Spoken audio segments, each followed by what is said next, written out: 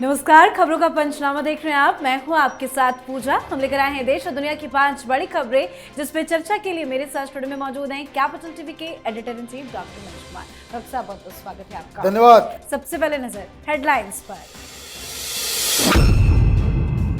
भारत के दौरे पर चीनी विदेश मंत्री वांग यी एस जयशंकर से मुलाकात के बाद अजीत डोभाल और फिर पीएम मोदी से मुलाकात, शांति सौहार्द बनाए रखने पर बनी सहमति। डोनाल्ड ट्रंप ने यूक्रेन के राष्ट्रपति जेलेंस्की और यूरोपीय नेताओं के साथ की बैठक, मीटिंग रोक पुतिन को लगाया फोन। रूस यूक्रेन में फिलहाल सीजफायर पर नहीं बनी सहमति।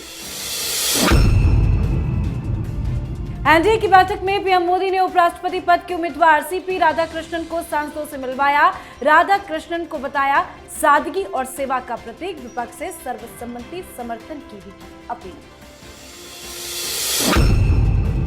मल्लिकार्जुन खड़गे ने किया विपक्ष के उपराष्ट्रपति उम्मीदवार का ऐलान। सुप्रीम कोर्ट के पूर्व जज बी सुदर्शन रेड्डी को बनाया उम्मीदवार। कांग्रेस पार्टी ने किया सरेंडर।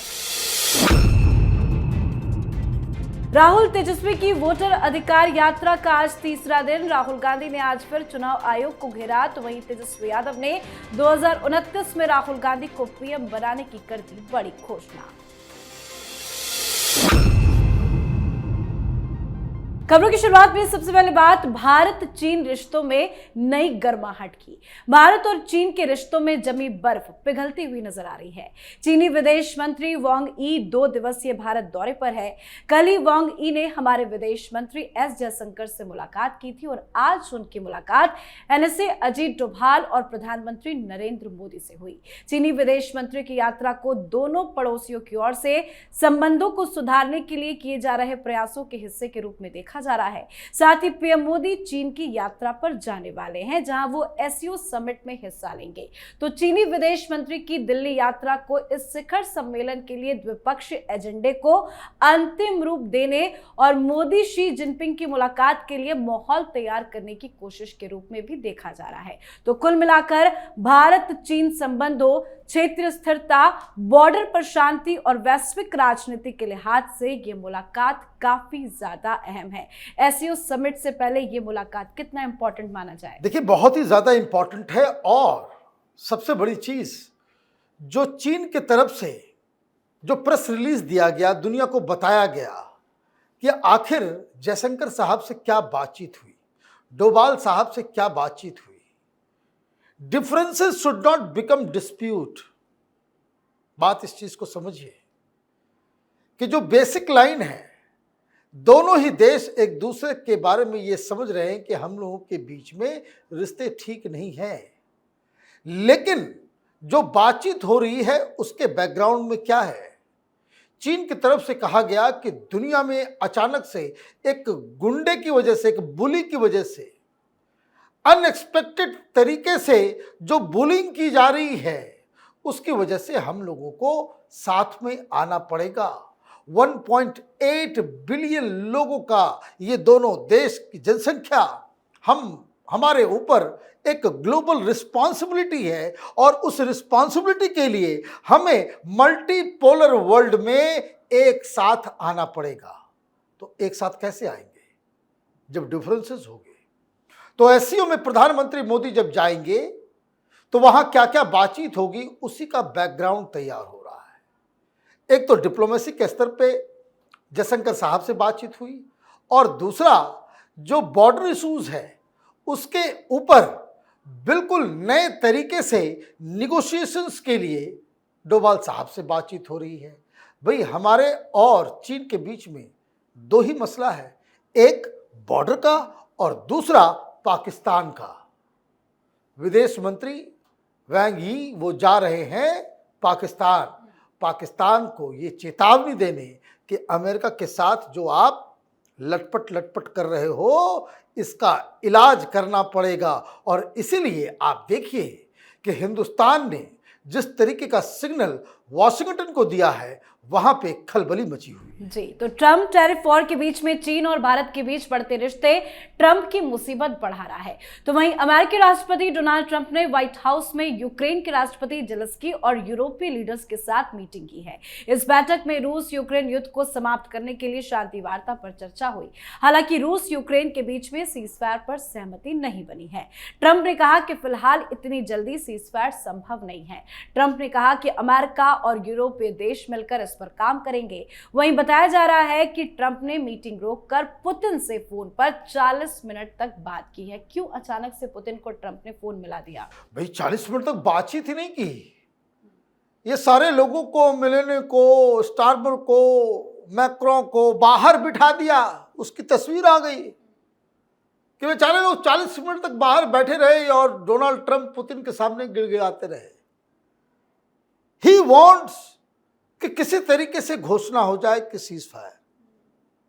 अब जो दिख रहा है, यूरोपियन कंट्रीज कह रही है कि भाई बिना परमानेंट गारंटी के कि अब कोई हमला नहीं होगा तभी कोई बातचीत पॉसिबल है। रूस की तरफ से कहा जा रहा है कि जितनी जमीन हमने कब्जा किया है 20% यूक्रेन का, उसमें कुछ तो छोड़ देंगे। क्रीमिया और बहुत सारे इलाके जहां कोयला है, जहां मिनरल्स है, जहां इंफ्रास्ट्रक्चर है, उस इलाके को हम नहीं छोड़ेंगे। तो अगर शांति चाहिए तो हमें ज़मीन देनी होगी यूक्रेन को।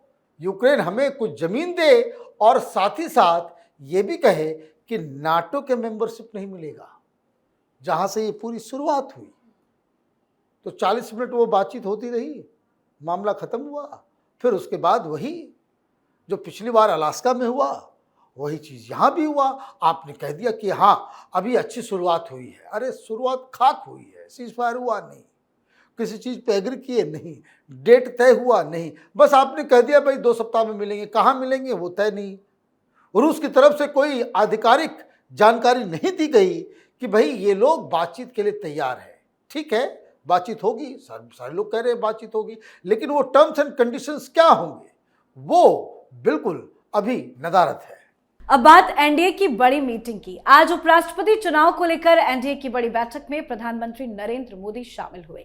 इस बैठक में एनडीए के उपराष्ट्रपति पद के उम्मीदवार सीपी राधाकृष्णन को संसदीय दल से परिचित खुद पीएम मोदी ने कराया। प्रधानमंत्री नरेंद्र मोदी ने विपक्ष समेत सभी दलों से सीपी राधाकृष्णन को सर्वसम्मति से उपराष्ट्रपति चुनने की अपील की है। पीएम मोदी ने राधाकृष्णन के जनसेवा भरे जीवन की भी प्रशंसा की। किरण रिजिजू ने राधाकृष्णन की प्रशंसा करते हुए कहा कि उनके जीवन में कोई विवाद नहीं रहा, उन्होंने कोई भ्रष्टाचार नहीं किया, उनके ऊपर कोई दाग नहीं है। बताया जा रहा है कि राजनाथ सिंह को बड़ी जिम्मेदारी दी गई है कि वो विपक्ष से बातचीत कर राधाकृष्णन जी को वोट देने की अपील करें। आज मीटिंग से बहुत खूबसूरत तस्वीर आई, लेकिन पीएम मोदी जो विपक्ष से अपील कर रहे हैं, क्या मानेगा विपक्ष? देखिए, ये तो फॉर्मेलिटी है। राधाकृष्णन साहब ऑलरेडी देश के उपराष्ट्रपति बन चुके हैं, कोई इफ एंड बट इसके अंदर नहीं है।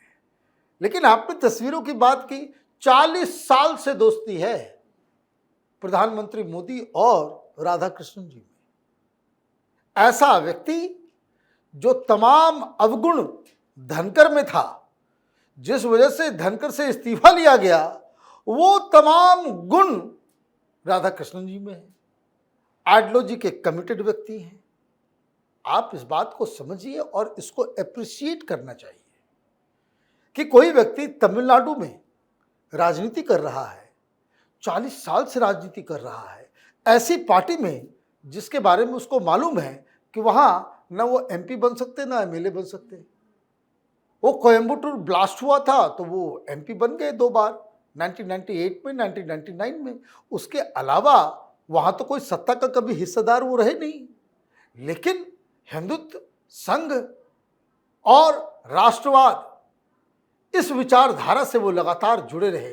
तो ऐसे ही व्यक्ति की आवश्यकता थी, क्योंकि धनखड़ साहब तो कांग्रेस वाले के साथ मिलके, ये तो भाड़े पे लाए गए लोग थे ना, ये तो पहले कांग्रेस ही रहे, वो जनता दल में रहे धनखड़ साहब।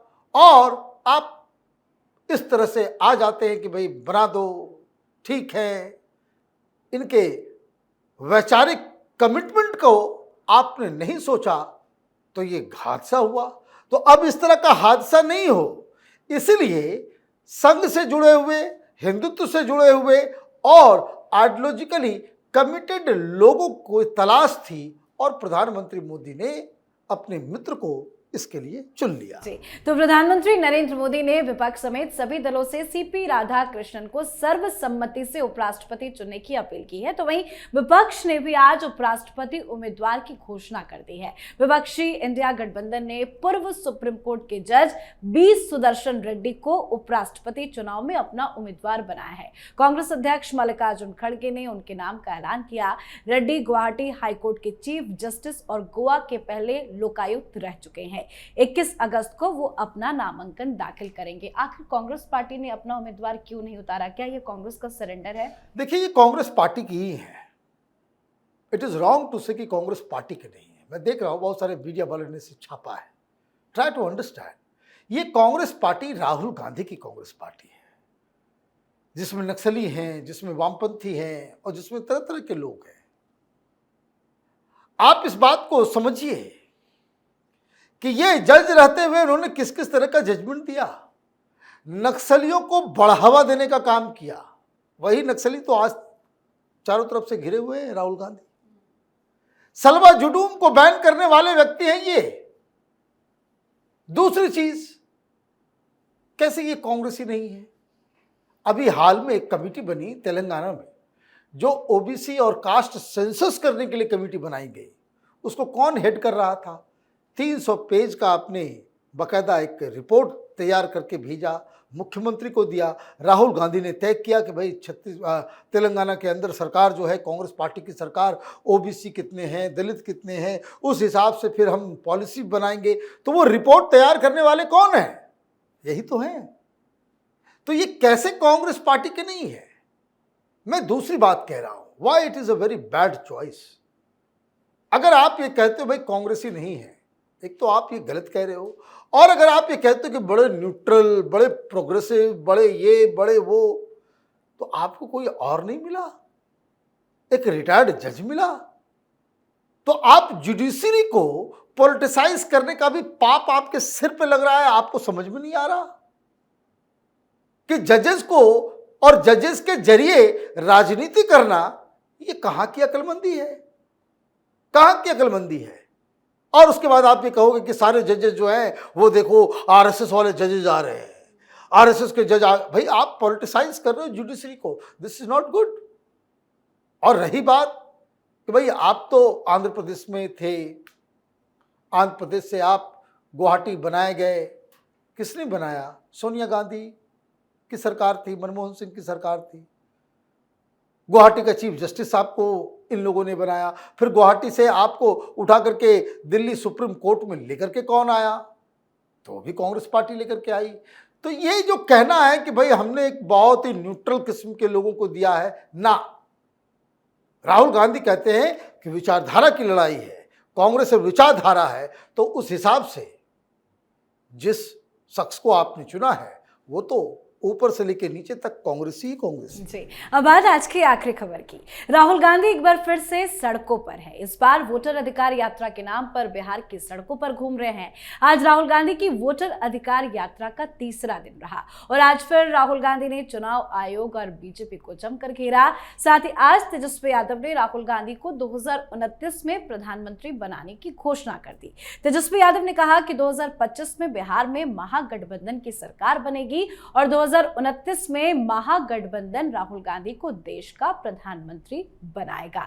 यूपी के दो लड़के थे, क्या बिहार में भी दो लड़के उभर रहे हैं? देखिए, कोई दो लड़के नहीं है। मैं तो ये कह रहा हूं कि आप अचानक से गए थे जनता के वोट के अधिकार को लड़ने और कहां प्रधानमंत्री बनाने लग गए। आप जो है मुख्यमंत्री बनने लग गए। तो जनता जो है इतनी बेवकूफ नहीं है। आंदोलन तभी सक्सेसफुल होता है जब नेता सैक्रिफाइस करने के लिए, त्याग करने के लिए जनता के बीच में जाता है। आप वहां जा रहे हो कि हम बस रैली कर रहे हैं, हाथ हिला रहे हैं, नारेबाजी चल रही है, मीम्स बन रहा है, तो वहां पे रील्स बनाए जा रहे हैं, अच्छे अच्छे बड़े बड़े कैमरे के साथ फोटो की तस्वीर आई जा रही है। और ये किस लिए? जनता के अधिकार को देने के लिए नहीं, ये प्रधानमंत्री बनने के लिए। यही तो उन्होंने कह दिया कि ये यात्रा प्रधानमंत्री बनने के लिए, तो कौन आपको समर्थन करेगा? तो जाने दीजिए। क्यों ऐसा कर रहे हैं? क्यों भटक रहे हैं रास्ते से? जनता को अधिकार दिलाने के लिए निकले थे। दरअसल आज एक बड़ी इंटरेस्टिंग चीज हुई। ये जो पूरा जो ताम झाम इन्होंने पीपीटी किया कि भाई देखिए हमने ये किया वो किया, तो जिस रिपोर्ट के आधार पे इतने सारे आरोप लगा दिए इलेक्शन कमीशन के ऊपर, वो सीएसडीएस की रिपोर्ट थी। अब आज संजय कुमार ने ट्वीट किया, उसने कह दिया कि भाई हमसे गलती हो गई, ये रिपोर्ट गलत थी। तो जिस सीएसडीएस के रिपोर्ट के आधार पे आपने इलेक्शन कमीशन को गालियां दी, इतने सारे आरोप लगा दे, वोट चोरी का इल्जाम लगा दिया, डेमोक्रेसी को डेड बता दिया, वो रिपोर्ट ही बनाने वाला शख्स संजय कुमार, ये जो सीएसडीएस का, वो कह रहा है कि हमसे गलती हो गई, हमारी रिपोर्ट ही झूठी थी। तो इसका मतलब राहुल गांधी के आरोप झूठे, राहुल गांधी के दलील झूठे। तो जिस आरोप जिस दलील के आधार पे आप यात्रा कर रहे हो, तो ये भी तो झूठ के आधार पे आप यात्रा कर रहे हो। तो इसलिए अब प्रधानमंत्री का खेल चलेगा 2029 में, और बिहार में ये जो चुनाव आने वाले हैं उसमें मुख्यमंत्री कौन बनेगा, वो उसका ये यात्रा हो गया है। लेकिन तेजस्वी यादव को ये बताना चाहिए कि उनके भाई ने, और पता नहीं बड़ा भाई है कि छोटा भाई है, क्योंकि भाई रिश्ते में तो बड़ा भाई है तेज प्रताप, लेकिन सर्टिफिकेट में वो छोटा भाई है। उसने कहा है कि हम भी चीफ मिनिस्टर बनेंगे।